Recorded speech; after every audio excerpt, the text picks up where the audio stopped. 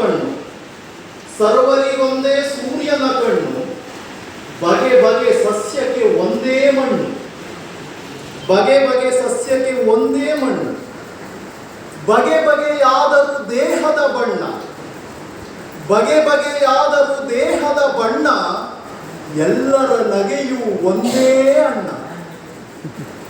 ಏತಕ್ಕೆ ಯುದ್ಧವು ಏತಕ್ಕೆ ಮದ್ದು, ಒಂದೇ ಮನೆಯೊಳಗೆ ಎಲ್ಲರೂ ಇದ್ದು ಅಂತ ಹೇಳಿ ಕವಿಯೊಬ್ಬ ಎಷ್ಟು ಸುಂದರವಾಗಿ ಬರೆದಿದ್ದಾನೆ.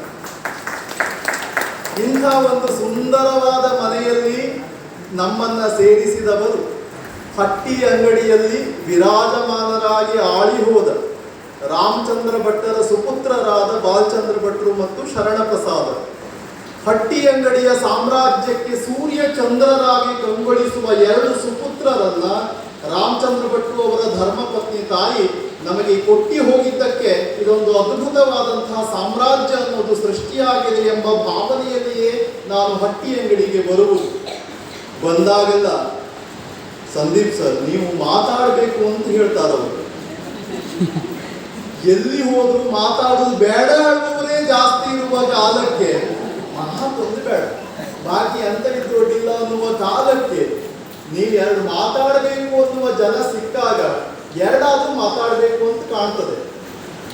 ಇವತ್ತು ಲಕ್ಷ್ಮೀ ಶಾಸ್ತ್ರಿಯವರು, ನಾಗರತ್ನಾಬಾಯಿಯವರು, ಶಿವಾನಂದ ಹೆಗಡೆಯವರು ಮಾತನಾಡಿದ ನಂತರ ಎರಡು ಡಿಟ್ಟೋ ಮಾರ್ಕ್ ಹಾಕ್ಬಿಟ್ರೆ ನನ್ನ ಮಾತು ಮುಗೀತದೆ. ಆದರೂ ಕೂಡ ನಾನಾಗಿ ಎರಡು ಮಾತಾಡಿದ್ರೆ ನಿಮಗೆ ಸಂತೋಷ ಆಗ್ತದೆ ಅನ್ನುವ ಕಾಲಕ್ಕೆ ಮಾತಾಡದೆ ನಾನು ಹೋಗಲಾರೆ ಅಂಥೇಳಿ ಇಲ್ಲಿಗೆ ಬಂದು ನಿಂತಿದ್ದೇವೆ. ನಾನು ದಿನಕರ್ ದೇಸಾಯಿ ಅವರು ನಮ್ಮ ಬದುಕನ್ನು ತುಂಬಾ ಸುಂದರವಾಗಿ ಕಟ್ಕೊಟ್ಟಿದ್ದಾರೆ. ಯಾರಿಗೂ ಚಿಂತೆ ಮಾಡುವ ಕೆಲಸ ಇಲ್ಲ. ಎಷ್ಟು ಸುಂದರ ಇದೆ ನಮ್ಮ ಬದುಕು ಅಂತ ಕೇಳಿದರೆ, 10ಕ್ಕೆ ದೋಸೆ, 10ಕ್ಕೆ ದೋಸೆ, 10ಕ್ಕೆ ದೋಸೆ ಅಂತಂದ್ರೆ 10ನೇ ವರ್ಷದವರೆಗೆ ಬರೀ ದೋಸೆ ತಿನ್ಕೊಂಡಿರುವುದೇ. ಅದು ಗಂಡಸರಾಗಲಿ ಹೆಣ್ಣು ಮಕ್ಕಳಾಗಲಿ ಯಾರೋ ಆಗಲಿ ದೋಸೆ ತಿನ್ಕೊಂಡು ಮನೆಯಲ್ಲಿ ಆಚೆ ಈಚೆ ಓಡಾಡ್ಕೊಂಡಿರುವುದು. 20ಕ್ಕೆ ಮೀಸೆ, 10ಕ್ಕೆ ದೋಸೆ, 20ಕ್ಕೆ ಮೀಸೆ, 20ಕ್ಕೆ ಮೀಸೆ ಬರುವ ಕಾಲ. ಆ ಮೀಸೆ ಬಂದಾಗ ಅದು ಜಗತ್ತು ಕಾಣುವ ರೀತಿಯೇ ಬೇರೆ. 10ಕ್ಕೆ ನೋಡಿದ ಜಗತ್ತು 20ಕ್ಕೆ ಇಲ್ಲ. ಅದು ಒಂಥರ ಮಜಾ ಕಾಣ್ತದೆ. 20ಕ್ಕೆ ಬರುವ ವೇಳೆ ಎಲ್ಲವೂ ಸುಂದರವಾಗಿಲ್ಲದೆ ಹೋದದ್ದು ಸುಂದರವಾಗಿ ಕಾಣುವ ಕಾಲ ಅದು. 10ಕ್ಕೆ ದೋಸೆ, 20ಕ್ಕೆ ಮೀಸೆ, 30ಕ್ಕೆ ಅಪ್ಪ. 10ಕ್ಕೆ ದೋಸೆ, 20ಕ್ಕೆ ಮೀಸೆ, 30ಕ್ಕೆ ಅಪ್ಪ, 40ಕ್ಕೆ ದಪ್ಪ. 10ಕ್ಕೆ ದೋಸೆ, 20ಕ್ಕೆ ಮೀಸೆ, 30ಕ್ಕೆ ಅಪ್ಪ, 40ಕ್ಕೆ ದಪ್ಪ. ಬಹುತೇಕ 40 ಆಗುವ ಹೊತ್ತಿಗೆ ಒಂದು ಅಳತೆಗೆ ನಾವು ಸ್ಟಿಕ್ ಆನ್ ಆಗ್ತೇವೆ, ಅದಕ್ಕೆ ಬಂದು ನಿಂತ್ಕೊಳ್ತೇವೆ ಸರಿಯಾಗಿ. 50ಕ್ಕೆ ಮುಪ್ಪ, 60ಕ್ಕೆ ಕೆಪ್ಪ. ದಿನಕರ್ ದೇಸಾಯಿ ಅವರು ಇಡೀ ಬದುಕನ್ನ ತುಂಬಾ ಸುಂದರವಾಗಿ ಕಟ್ಕೊಳ್ತಾರೆ. 10ಕ್ಕೆ ದೋಸೆ, 20ಕ್ಕೆ ಮೀಸೆ, 30ಕ್ಕೆ ಅಪ್ಪ, 40ಕ್ಕೆ ದಪ್ಪ, 50ಕ್ಕೆ ಮುಪ್ಪ, 60ಕ್ಕೆ ಕೆಪ್ಪ ಅಂತೇಳಿ ಅತ್ಯಂತ ಸುಂದರವಾಗಿ ಹೇಳಿದರು. ಅದನ್ನೇ ತರುಣ ಸಾಗರರು ಇನ್ನೊಂದು ರೀತಿಯಲ್ಲಿ ಹೇಳಿದರು. ಸೋಮವಾರ ಹುಟ್ಟಿದಿರಿ, ಮಂಗಳವಾರ ಬೆಳೆದು ದೊಡ್ಡವರಾದಿರಿ. ಸೋಮವಾರ ಹುಟ್ಟಿದಿರಿ, ಮಂಗಳವಾರ ಬೆಳೆದು ದೊಡ್ಡವರಾದಿರಿ. ಬುಧವಾರ ವಿವಾಹ ಆಯಿತು, ಗುರುವಾರ ಮಕ್ಕಳಾದವು. ಶುಕ್ರವಾರ ರೋಗ ಪೀಡಿತರಾದಿರಿ, ಶನಿವಾರ ಆಸ್ಪತ್ರೆ ಸೇರಿದಿರಿ, ರವಿವಾರ ಹೊರಟು ಹೋಗುವಿರಿ. ಇದು ಜೀವನವೇ ಅಂತೇಳಿ ಕೇಳಿದ್ರು ತರುಣ ಸಾಗರರು. ಸೋಮವಾರ ಹುಟ್ಟಿದಿರಿ, ಮಂಗಳವಾರ ಬೆಳೆದು ದೊಡ್ಡವರಾದಿರಿ, ಬುಧವಾರ ವಿವಾಹ ಆಯಿತು, ಗುರುವಾರ ಮಕ್ಕಳಾದವು, ಶುಕ್ರವಾರ ರೋಗ ಪೀಡಿತರಾದಿರಿ, ಶನಿವಾರ ಆಸ್ಪತ್ರೆ ಸೇರಿದಿರಿ, ರವಿವಾರ ಹೊರಟು ಹೋಗುವಿರಿ ಅಂತೇಳಿ ತರುಣ ಸಾಗರರು ಹೇಳಿದರು. ನನಗೆ ಬದುಕಿನ ಮೇಲೆ ತುಂಬ ಆಶಾವಾದವೂ ಇಲ್ಲ, ತುಂಬ ನಿರಾಶಾವಾದವೂ ಇಲ್ಲ.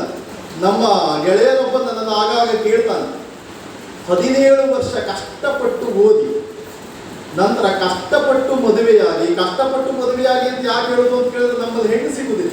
ಹೀಗಾಗಿ ಕಷ್ಟಪಟ್ಟು ಓದಿ, ಕಷ್ಟಪಟ್ಟು ಮದುವೆಯಾಗಿ, ಕಷ್ಟಪಟ್ಟು ಮಕ್ಕಳನ್ನ ಹಡೆದು, ಕಷ್ಟಪಟ್ಟು ಮಕ್ಕಳನ್ನ ಓದಿಸಿ, ಕಷ್ಟಪಟ್ಟು ಅವರಿಗೊಂದು ಉದ್ಯೋಗ ಕೊಡಿಸಿ, ಕಷ್ಟಪಡುತ್ತಲೇ ಜೀವನ ಕಳೆದು ಹೋಗುವುದು ಅಂತ, ಅದು ಸುಖ ಪಡುವುದು ಯಾವಾಗ ಅಂತೇಳಿ ನನ್ನ ಹತ್ರ ಆಗಾಗ ಕೇಳ್ತಿರ್ತಾನೆ. ಹೀಗಾಗಿ ಸುಖ ಪಡುವುದು ಯಾವಾಗ ಅಂತ ಕೇಳಿದರೆ ನಿಮ್ಮೆಲ್ಲರ ಸಜ್ಜನರ ಸಹವಾಸ ದೊರಕಿದಾಗ ಬದುಕಿನಲ್ಲಿ ಸುಖ ಸಿಗ್ತದೆ ಅನ್ನುವ ಕಾಲಕ್ಕೆ ನಾನು ಹೇಳಿದೆ. ಬಾಹ್ಯಾಂತರಂಗಕ್ಕೆ ಬಂದಿತ್ತು. ಕೆಲವರ ಭಾವನೆಗಳೇ ಬೇರೆ, ಅಂತರಂಗವೇ ಬೇರೆ. ಅದನ್ನ ನಾವು ಸಮಾಜದಲ್ಲಿ ಹಲವರಲ್ಲಿ ಕಾಣ್ತೇವೆ. ಅವರ ಭಾವನೆಗಳೇ ಬೇರೆ, ಅದರ ಅಂತರಂಗವೇ ಬೇರೆ. ಆದರೆ ನಾನು ಬಂದು 10 ವರ್ಷ ಆದ ಕಾಲಕ್ಕೆ ನನಗೆ ಈಗ ಒಂದು ಸರ್ಟಿಫಿಕೇಟ್ ಕೊಡಲಿಕ್ಕೆ ಸಾಧ್ಯತೆ ಇದೆ. ಶರಣ್ ಕುಮಾರರ ಟೀಮಿನ ಭಾವನೆಯೂ ಅದೇ, ಅಂತರಂಗವೂ ಅದೇ. ಆ ಕಾರಣಕ್ಕಾಗಿ ಇದು 10 ವರ್ಷದ ಸುದೀರ್ಘ ಅವಧಿಯನ್ನ ಸಾಗಿಸಲಿಕ್ಕೆ ಸಾಧ್ಯ ಆಯಿತು ಅನ್ನುವ ಕಲ್ಪನೆಯಲ್ಲೇ ನಾವು ಮಾತನಾಡಬೇಕು. ನನ್ನ ಮಾನ್ಯ ಅಧ್ಯಕ್ಷರೇ, ಪೂಜ್ಯ ಗುರುಗಳೇ, ಅವರೇ ಇವರೇ ಹೇಳಿದ ಭಾಷಣವನ್ನ ಕೇಳಿದ ನನ್ನದೇ ಗೆಳತಿ, ನನ್ನ ಕ್ಲಾಸ್ಮೇಟ್ ನೇತ್ರಾವತಿ ಕೂಡ ಇಲ್ಲೇ ಇದ್ದಾಳೆ. ತಪ್ಪಿದ್ದಲ್ಲಿ ಕ್ಷಮಿಸಿರಿ. ಬೋಲೋ ಭಾರತ್ ಮಾತಾ ಕಿ ಜೈ ಅನ್ನುವ ಬಾಲಚಂದ್ರ ಭಟ್ಟರ ಧರ್ಮಪತ್ನಿ ನೇತ್ರಾವತಿ ನನ್ನ ಕನ್ನಡ ಶಾಲೆಯ ಕ್ಲಾಸ್ಮೇಟ್. ಹೀಗಾಗಿ ಅಂತವರ ಎದುರಿನಲ್ಲಿ ಮತ್ತೆ ಎರಡು ಮಾತಾಡಿ ಸಂದೀಪ್ ಇಷ್ಟೆಲ್ಲ ತಯಾರಾಗಬೇಕು ಮಾತಾಡೋಕೆ ಅಂತ ಹೇಳಿ ಹೋಗಿದ್ರೆ ನನಗೊಂದು ತೃಪ್ತಿಯ ಭಾವ ಇರ್ತದೆ ಅನ್ನುವ ನೆಲೆಯಲ್ಲೂ ಮಾತಾಡಬೇಕು ಅನ್ನುವ ಕಾರಣಕ್ಕೆ ಬಂದು ನಿಂತಿದ್ದೇನೆ. ಅನೇಕರು ಮಾತಾಡಿದ್ದಾರೆ, ಆದರೂ ನಿಮಗೆ ಸುಂದರವಾದಂತಹ ಒಂದೆರಡು ವಿಷಯಗಳನ್ನು ಹೇಳಬೇಕು ಅಂತ ಮನಸ್ಸಾಗ್ತದೆ ನನಗೆ. ಒಂದು ದಿವಸ ಒಬ್ಬ ಅಮೇರಿಕ, ಒಬ್ಬ ಅರಬಿಯವನು, ಒಬ್ಬ ಭಾರತೀಯನಿಗೆ ಒಂದು ಹಲ್ವಾ ತುಂಡು ಸಿಕ್ತು. ಈಗ ಶಬರಿಮಲೆ ಹೋಗೋದ್ರಿಂದ ಹಲ್ವಾ ತುಂಡು ಹೆಚ್ಚಿಗೆ ತಗೋ ಬರ್ತಾರೆ. ಒಂದೇ ಹಲ್ವಾ ತುಂಡು ಸಿಕ್ಕದ್ದು, 3 ಜನ ಹಂಚಿಕೊಳ್ಳಿಕ್ಕೆ ಆಗಲಿಲ್ಲ. 3 ಜನರು ಒಪ್ಪಂದ ಮಾಡ್ಕೊಂಡ್ರು. ಒಂದು ಪಾತ್ರೆಯಲ್ಲಿ ಇಟ್ಟು ಹಲ್ವಾ ತುಂಡನ್ನ ಮುಚ್ಚಿಟ್ಟು ಮಲಗುವಾಗ ಹೇಳಿದ್ರು. ಏನ್ ಹೇಳಿದ್ರು ಕೇಳಿದ್ರೆ, ಇಂದು ರಾತ್ರಿಗೆ ಯಾರಿಗೆ ಸುಂದರವಾದ ಕನಸು ಬೀಳ್ತದೋ ಅವರಿಗೆ ಈ ಹಲ್ವಾ ತುಂಡು, ನಾಳೆಗೆ ಬೆಳಿಗ್ಗೆ ಎದ್ದ ತಕ್ಷಣ ಅವರು ಈ ಕನಸನ್ನ ವಿವರಿಸಬೇಕು ಅಂತೇಳಿ. ಹಾಗೆ ಬೆಳಿಗ್ಗೆ ಎದ್ದವನೇ ಅಮೇರಿಕನ್ ಹೇಳಿದಂತೆ, ನನಗೆ ಒಂದು ಸುಂದರವಾದ ಕನಸು ಬಿದ್ದಿದೆ. ಏನು ಕನಸು? ದೇವರು ನನ್ನ ಕನಸಿನಲ್ಲಿ ಪ್ರತ್ಯಕ್ಷ ಆದ ಮತ್ತು ದೇವರು ನನ್ನನ್ನು ತನ್ನ ಉದ್ಯಾನವನಕ್ಕೆ ಕರೆದುಕೊಂಡು ಹೋದ. ಉದ್ಯಾನವನಕ್ಕೆ ಕರೆದುಕೊಂಡು ಹೋದ ನಂತರ ಆ ಉದ್ಯಾನವನದಲ್ಲಿ ತನ್ನ ಎಲ್ಲ ಅದ್ಭುತಗಳನ್ನು ನನಗೆ ತೋರಿಸಿದ. ನಾನು ತುಂಬಾ ಬೆರಗುಗೊಂಡೆ. ದೇವರು ತನ್ನ ಉದ್ಯಾನವನದ ಈ ಎಲ್ಲ ಅದ್ಭುತಗಳನ್ನು ತೋರಿಸಿದ್ರಿಂದ ನನ್ನ ಕನಸನ್ನ ನಾನು ನಿಮ್ಮೆದುರಿಗೆ ಹೇಳ್ಕೊಂಡು ಖುಷಿ ಪಡ್ಲಿಕ್ಕಾಗಿ ಇವತ್ತು ಬಂದೆ, ಹಲವಾ ತುಂಡು ನನಗೆ ಅಂತಂದ. ಅರಬ್ಯವಂತಂದ, ನನ್ನ ಕನಸಿನಲ್ಲೂ ದೇವರೇ ಬಂದಿದ್ದ ಅಂತೇಳಿ. ಈಗ ಎಷ್ಟೋ ವೇಳೆ ಬೇರೆಯವ್ರ ಮಕ್ಕಳ ಸುದ್ದಿ ಹೇಳ್ತಿರ್ತಾರೆ ಅವರು, ಅಂದ್ರೆ ಸಣ್ಣ ಸಣ್ಣ ಮಕ್ಕಳ ಸುದ್ದಿ, ಗಂಡು ಮಕ್ಕಳು ಹೆಣ್ಣು ಮಕ್ಕಳು ಅವ್ರವ್ರ ಸುದ್ದಿ ಹೇಳ್ತಿರ್ತಾರೆ. ಆ ಮಕ್ಕಳ ಸುದ್ದಿ ನಾವು ಕೇಳೋದೇ ಇಲ್ಲ. ಅವ್ರ ಮಕ್ಕಳ ಸುದ್ದಿ ಹೇಳ್ತಿರುವಾಗ ನನ್ನ ಮಗನು ಹಂಗೆಯ ಹೇಳುದಿಲ್ವ ನಾವು?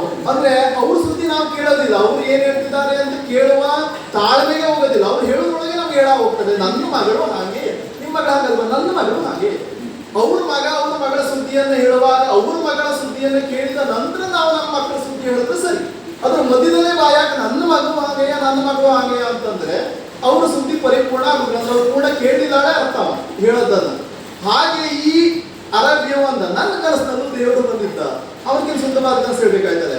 ಆದ್ರೆ ದೇವರ ತೋಟಕ್ಕೆ ನನ್ನನ್ನು ಕರ್ಕೊಂಡು ಹೋಗಲಿಲ್ಲ, ನಾನೇ ದೇವರನ್ನ ನನ್ನ ತೋಟಕ್ಕೆ ಕರೆದುಕೊಂಡು ಹೋದೆ ಮತ್ತು ಅಲ್ಲಿರುವ ಅದ್ಭುತಗಳನ್ನೆಲ್ಲ ತೋರಿಸಿದೆ. ದೇವರು ತುಂಬಾ ನನ್ನನ್ನು ಮೆಚ್ಚಿಕೊಂಡ ಅಂತ ಹೇಳಿ ತನ್ನ ಕನಸನ್ನ ವಿವರಿಸಿದ. ಇದನ್ನ ಕೇಳಿದ ಭಾರತನಿಗೆ ತಲುಪಿಸಿ, ಈಗ ಹಲ್ವಾ ತುಂಡು ಯಾರಿಗೆ ಸಿಗ್ತದೆ ಅನ್ನುವ ಕನಸನ್ನು ವಿವರಿಸಿದ್ರೆ ಮಾತ್ರ ಅಲ್ವಾ. ಆಗ ಭಾರತೀಯ ಹೇಳ್ದ, ನನಗೂ ದೇವರು ಕನಸಿನಲ್ಲಿ ಬಂದಿದ್ದಾನೆ, ನಿಮ್ಗಿಬ್ಬರಿಗಟ್ಟೆ ಅಲ್ಲ. ಬಂದವ ಹೇಳ್ದ, ಏ ಮಾರೇ ಎಂತ ಹೊರಗ್ತಿದ್ದಿ ಸುಮ್ಮನೆಯ, ಮುಂದೆ ಹಿಡಿದೊಡ್ಡೊಂದು ಹಲವಾ ತುಂಡು ಇಟ್ಕೊಂಡು ಕನಸು ಕಾಣ್ತಿದ್ದೀನ, ತಿಂದು ಬಿಡ ಅಂತಂದ. ನಾನು ತಿಂದು ಬಿಡ್ಬೇಕಂತ ತಕ್ಕೊಂಡು ಅಂತಂದ. ಮತ್ತೆ ದೇವರೇ ಹೇಳಿದ ಮೇಲೆ ಹಲವಾ ತುಂಡು ತಿಂದೆ ಆಗ್ತದ್ಯಾ ಅಂತ ಕೇಳ್ದ. ಹೀಗಾಗಿ ಭಾವಾಂತರಂಗಕ್ಕೆ ಹಲವಾ ತುಂಡಿನ ಕನಸಿಟ್ಕೊಂಡು ಬಂದವನಲ್ಲ ನಾನು. ಬೆಳಿಗ್ಗೆ ಬಂದವನೇ ಹಲವಾ ತುಂಡು ಮುಗಿದದೆ, ಹಲವಾ ತಿಂದು ಮುಗಿಸಿದ್ರೆ ಕೂತ್ಕೊಂಡಿದೆ ಈಗ ನಾನು. ಹೀಗಾಗಿ ಹಲವಾ ತಿನ್ನುವುದಕ್ಕೆ ಕೊಡ್ತವನಲ್ಲ. ಎಷ್ಟೋ ವೇದಿಕೆಗಳಿಗೆ ಹೋದಾಗ ನನ್ನ ಹತ್ರ ಲಾಸ್ಟ್ ಹೋಗುವಾಗ, ಸರ್ ನಿಮ್ ಫೋನ್ ನಂಬರ್ ಕೊಡ್ತೀರಾ ಅಂತ ಹೇಳಿ ಕೇಳ್ತಾರೆ. ನಾನು ಫೋನ್ ನಂಬರ್ ಅನ್ನು ಶೇರ್ ಮಾಡ್ತೇನೆ. ಆದ್ರೆ ನಮ್ಮ ಜೀವನಗಳಿಗೆಲ್ಲ ಒಂದು ಫೋನ್ ನಂಬರ್ ಇದೆ. ಆ ಫೋನ್ ನಂಬರ್